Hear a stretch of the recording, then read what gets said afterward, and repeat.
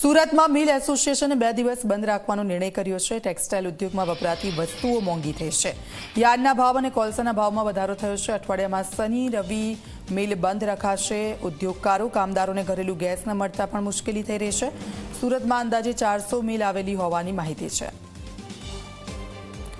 તો સુરતમાં મિલ એસોસિએશનનો આ મહત્વનો નિર્ણય છે। ટેક્સટાઇલ ઉદ્યોગમાં વપરાતી વસ્તુઓ જે રીતે મોંઘી થઈ રહી છે, અઠવાડિયામાં શનિવાર અને રવિવાર મિલ બંધ રખાશે। ઉદ્યોગકારોએ આ ફેસલો લીધો છે કે શનિવાર અને રવિવાર મિલો બંધ રહેશે।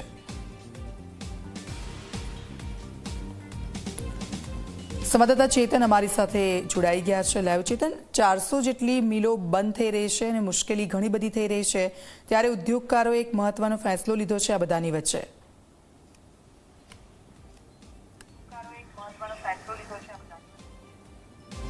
દીક્ષિતા, બિલકુલથી ઈરાન અને ઇઝરાયલ વચ્ચે જે રીતે યુદ્ધની પરિસ્થિતિનું નિર્માણ થયું છે તેની સીધી અસર કાપડ ઉદ્યોગ પર જોવા મળી રહી છે, કારણ કે જે કોલસો છે તે કોલસાની અછત છે અને કોલસાને જે ભાવ છે તે આસમાને જોવા મળી રહ્યા છે। જે કામદાર છે તે હિજરત કરી રહ્યા છે, જેને કારણે જે 400 જેટલી જે મિલ છે તે મિલ 2 દિવસ સાપ્તાહિક બંધ કરવાનો એક મહત્વનો નિર્ણય કરવામાં આવ્યો છે। આપણી સાથે મિલ એસોસિએશનના પ્રમુખ જોડાયા છે। જીતુભાઈ, શું નિર્ણય લેવાયો?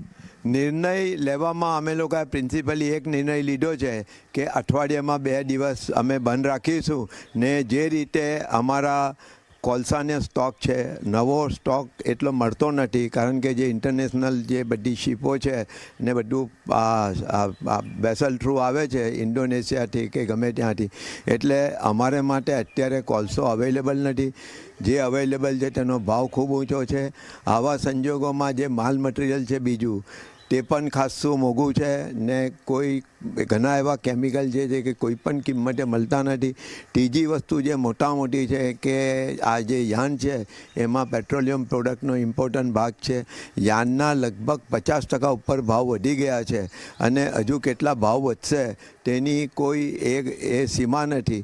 એવા સંજોગોમાં અત્યારે ગ્રે માલ પણ મિલોમાં પ્રોસેસ માટે ઓછો આવે છે અને આવા સંજોગો જોતાં જેમ વિવિંગવાળા કારખાનું બંધ કરી દઈ તો એને આવે ત્યારે માત્ર પાવરથી જ ચાલુ હોય છે।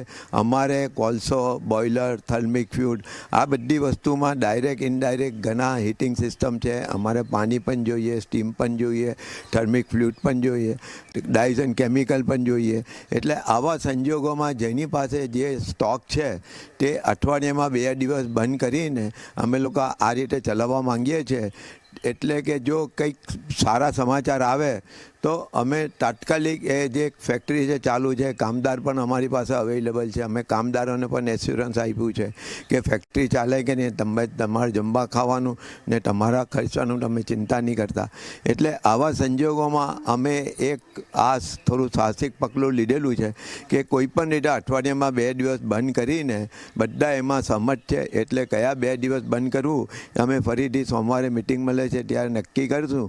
પણ એક વસ્તુ નક્કી છે કે જે અત્યારે જે સંજોગો છે એમાં માત્ર અમારી ટેક્સટાઇલ ઇન્ડસ્ટ્રી નહીં પરંતુ આખા વિશ્વભરમાં જે રીતના ભયનું વાતાવરણ છે ને જ્યાં અસ્તિત્વનો ટકવું એક મોટો સવાલ થઈ ગયો છે, એવામાં અમે વેપારી ઉદ્યોગ ખાતે અમારા એક સાથે ઘણા કામદારો જોડાયા છે, ઘણી બધા લોકો જોડાયા છે। એ લોકોને ઓછામાં ઓછી તકલીફે આ સમય પસાર થાય એને માટે અમે બિલકુલ અમે લોકોની સાથે છે, લોકોની વચ્ચે છે ને લોકોને માટે છે। તો દીક્ષિતા, આપે જે રીતે જોયું તે રીતે સુરતની 400 જેટલી જે મિલ છે તેમાં 2.5 લાખ જેટલા જે કામદારો છે તે કામ કરી રહ્યા છે, પરંતુ જે રીતે કોલસાની અછત છે, ભાવ આસમાને પહોંચ્યા છે, ત્યારબાદ સાપ્તાહિક 2 દિવસ મિલ બંધ રાખવાનો એક મહત્વનો નિર્ણય લેવાયો છે। જી આભાર ચેતન, આપની પાસેથી અપડેટ્સ લેતા રહીશું। તો આગળ વાત કરીએ તો સુરતમાં મિલ એસોસિએશને આ મહત્વનો નિર્ણય લીધો છે। ટેક્સટાઇલ ઉદ્યોગમાં વપરાતી વસ્તુઓ હવે મોંઘી થઈ રહી છે અને તેને લઈને આ નિર્ણય